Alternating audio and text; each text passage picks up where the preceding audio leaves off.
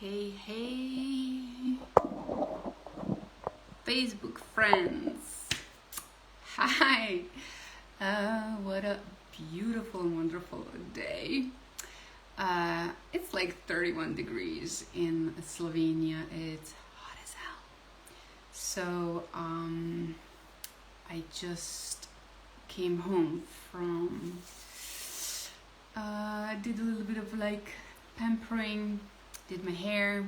As you can see, it's my natural hair. Feels really fresh. I'm preparing myself for my birthday on Friday.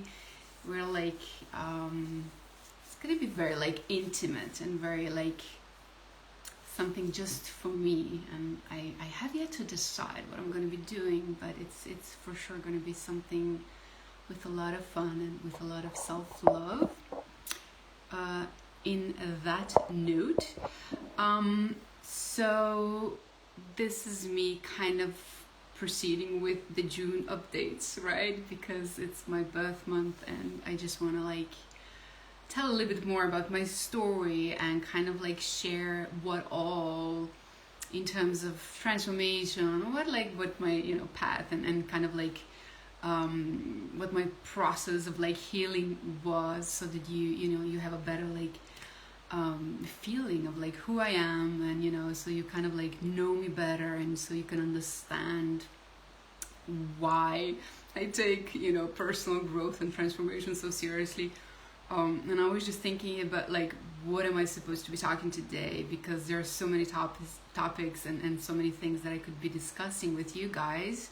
I'm gonna give you a minute in case anybody joins in. In the meantime, I'm gonna introduce myself. My name is Helena and I'm a high ticket mentor. I've been in the online business for the last 6 years and been helping my clients doing 5-figure offers and helping them with the mindset and the energetic up levels and mostly like the financial acceleration of their own small businesses. And it's been one hell of a ride, right? So this year has been just like a lot of like family stuff and a lot of like internal kind of like healing and processing and maturing in terms of like emotional intelligence and relationships, right? And I'm for sure like I know that many of you can relate, right?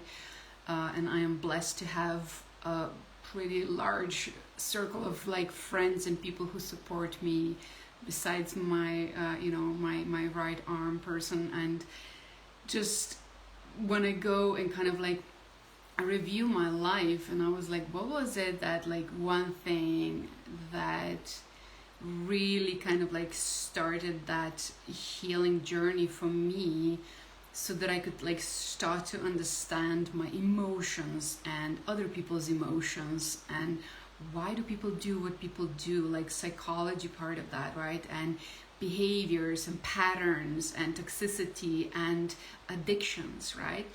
So I dive deep into all of that because I came from a family where my mother was pretty like she was suffering from mental she was suffering from like a disease, right? And we didn't necessarily know what that was, right? But to keep it very like short, like it was kind of like living with an alcoholic, I would say, right? You would never really know what to expect. She would have like massive mood swings and be super like irritable and kind of like always practicing victim mode, right? When she was not in her like good self, right? And so that kind of like it was really like turbulent and unsafe kind of like environment to grow up in, when that was like taking place. And so that was like it started, I think, when I was like in little school, right? So that was that, right? And so then her disease kind of like escalated, and she hey Leila, thank you welcome to my channel. So that kind of escalated, and then she got diagnosed properly, and then my mom went into this like facility where others would take care for her until she passed away 10.5 years ago, right? So she basically passed away in the same like January, February in the same year when then my baby was born, like in December of that same year. So I was like in all of that like sadness and processing and letting go of my mom, which was actually a pretty clean and very loving closure that we did. And she was bedridden for the last 2 years, and she couldn't really like speak and right, but she would like mimic, right, and we would kind of like understand each other like with just kind of like no words, right? And so, but just to backtrack on that, right? And so growing up in that kind of family, right, like it produced a lot of like patterns and unhealthy behaviors like for everybody involved, right? And so when I moved to Denmark and I was like going to this transformational creativity, meditation, family constellation, you name it, like it was just like everything, right? And I studied there for 2.5 years, right? And when I finished that, it was a lot of like very solid and very like amazing, and not even like new age, but just kind of like tools. I had so many tools, right? But still like I could experience in my like relationships with people, especially like maybe like with men or also with women, right? At that point, that if they were not like my friends, I would have issues. I would struggle with like how to be more intimate or close, or have those relationships and keep them sort of healthy, right? So no problem with being friends, right? But just kind of like when it went into all this like more lovey-dovey stuff, like things would get really complicated for me very fast, right? And so then I met a friend of mine, and he suggested that I come and visit him. He was going to this 12-step groups, and I was like, what is that? I don't come from like an alcoholic family, right? So it's like, that doesn't make sense. And then he explained to me that there were like many different kinds, right? And the one that, even though I would be like participating in Danish speaking, right? And my Danish was not good at that point, right? But they were really sweet, like they really tried and provided like with some English and all of that, right? But so that I could join what they would call I think it was ACLA, something like that. It was kind of like adult children of like children adults, right? Like, so basically if you come from a family where parents would not be behaving as adults, right, and so you would actually start to take upon that role, right, and become the adult in the family, and so that means that the childhood was not there, right? And so that was kind of like the theme for me, and it was something that I started like with that journey. And I just remember when the first time when we were having those meetings, and I was like, when you first start to, this was like, I don't know, 15, not more, like 16, 17, like I don't even remember, like 18 years ago, right? So it was like, I was so like ridden in like shame and guilt, and I had the, this bad habit of like, kind of like twisting realities and not necessarily telling the truth, not speaking what I was really thinking and feeling, especially if it was like a group of people. It was like, no way I'm doing that, right? Like it was just too intimate, right? And as a natural like introvert in that sense, right? It was just kind of like, it was just too overwhelming. It was just like, I'm not like doing that at all, right? And if you know anything about 12-step groups, like it's set up like that you eventually kind of have to. Nobody's forcing you, right?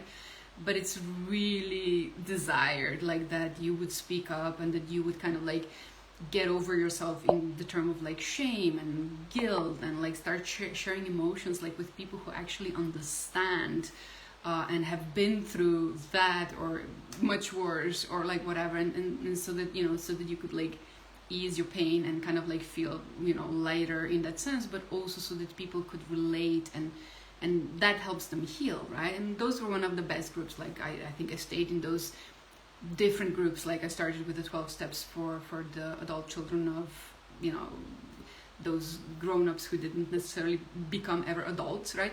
But then I continued also into the 12-step group for like, it was like the inner child work, right? And we did that for like 2 years as well. So that was pretty amazing and awesome as well.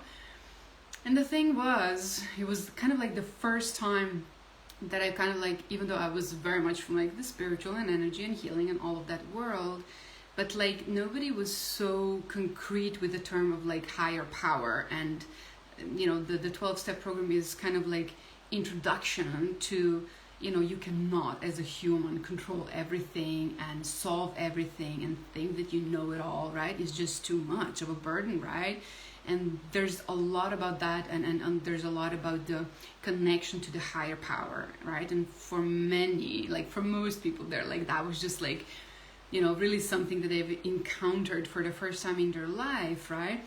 And I remember that I was having issues with kind of like staying truthful and kind of like keep expressing myself, because it was so painful and it was so like unusual. Like, truth in my family was not appreciated, right? Like you would have to pretend, you would have to really kind of like wrap it up or kind of like make it seem like it's something else, and like just I would be a really skilled like kind of like bender of the truth, if you will, right? And so, but one of the biggest rules in the 12 steps program, group program, like in that program, is that you are not allowed to like lie. Lying is just no go, because lying goes straight into feeling like you're holding a secret. So it just like pulls you into the shame and guilt, kind of like circle of toxicity. And that was so powerfully like presented and spoken about and everything, that I changed my behavior of lying my whole life, like in those 3 years, completely and utterly. I think actually in the first year I was just like, lying or any white lies, anything like is just a no-go, right?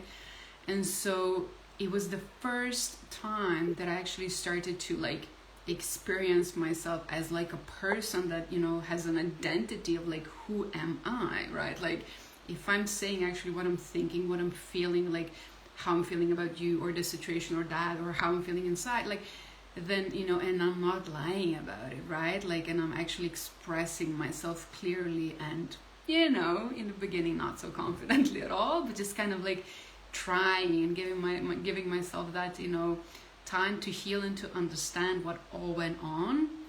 And it was very intense journey. It was very intense, those 3 years. It was just like I met some of the best people in the world. I met one of my best friends in Denmark as well, and we went through so much together, right? This is one of the deepest kind of like connection processes that you can ever like experience with some people, right?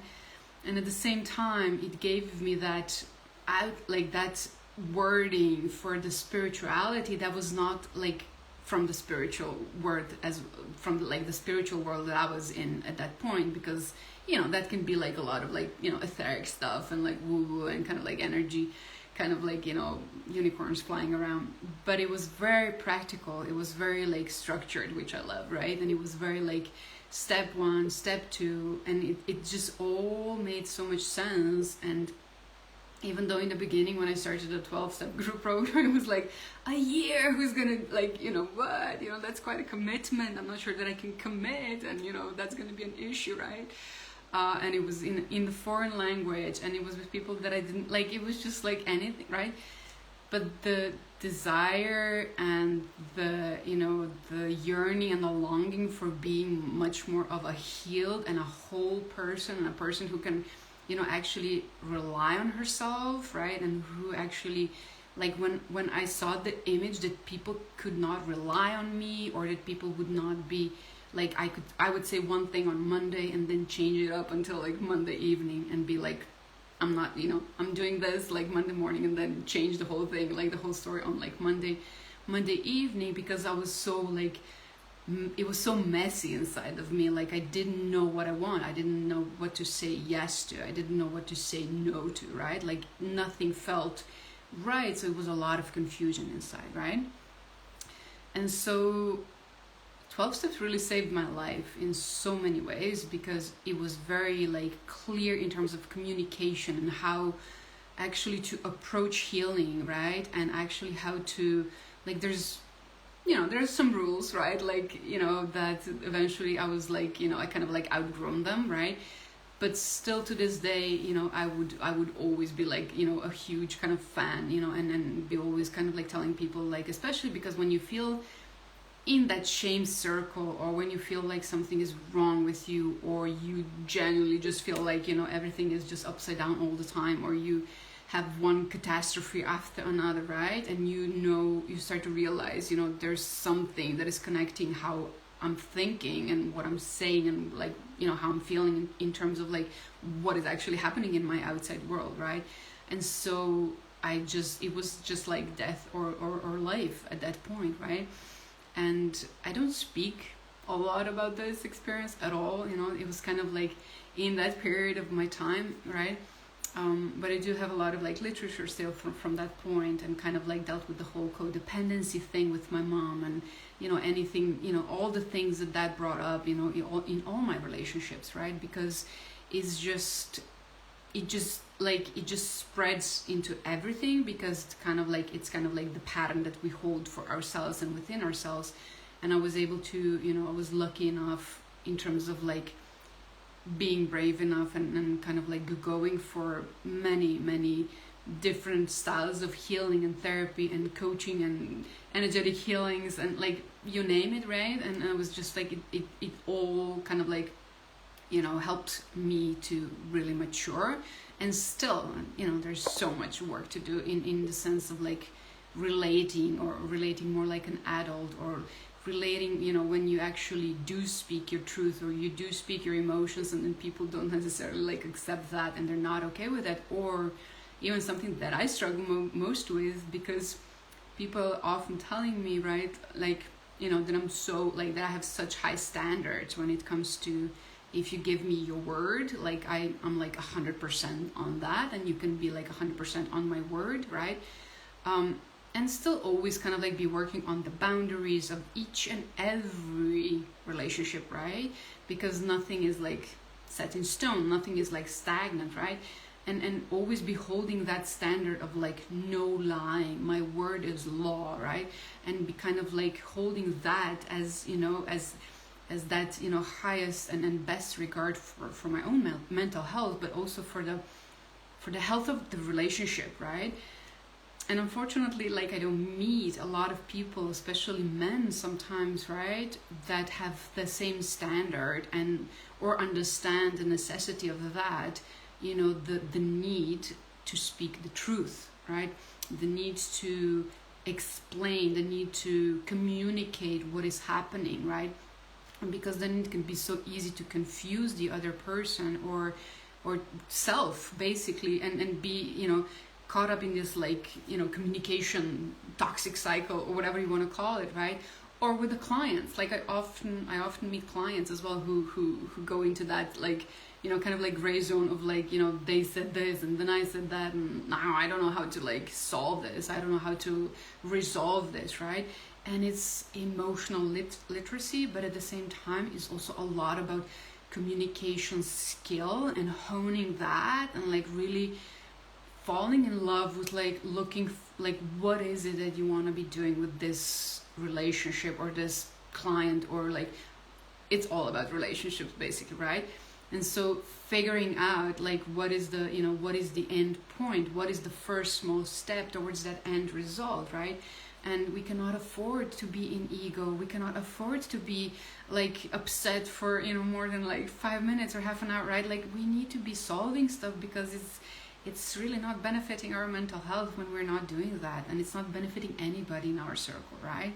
And so I cannot stress enough, right, how important it is to, you know, have those people around you who actually understand what a boundary means, how to move them, when not, right? Like how to use the term boundary in the, you know, in the work of like business or mentoring or, you know, whatever it is, and how to play with that, and how to actually elevate one's like the mindset and all the things that one can do without lying, and without, you know, having to go into any kind of like toxicity, or without, you know, telling them in your marketing that you're doing something that you're not, right?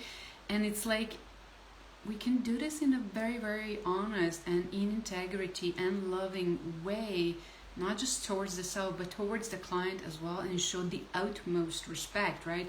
And in the relationship as well, right? even though other people around you might not have the same standards of clear communication and being very persistent in that, right? And holding that, like, you know, being available and open to, you know, for people to understand the level of communication or the level of honesty that you actually demand as that like healed person, that you're not willing to go into any kind of like, you know, route, right? And still acknowledge at the same time, you know, that we're humans and that we're dealing with our own messy humanness, right? So I hope this makes sense. I wanted to make a short video and I just never kind of like end up doing that. But I have a lot to say on this topic, so I hope this was helpful, right? If you have any questions, right, I would love to discuss this topic. It's one of my favorite topics, right? I think maybe the connection is a little bit wonky. Maybe not. Okay. So, okay, maybe yes, maybe not. It looks like I'm okay. I think I'm gonna wrap it up. Thank you for watching, and if you have any questions on this, or you know, the self-healing path or the transformational work, just let me know, and you know, I'll talk to you in the DMs. Okay, much love to you. Bye.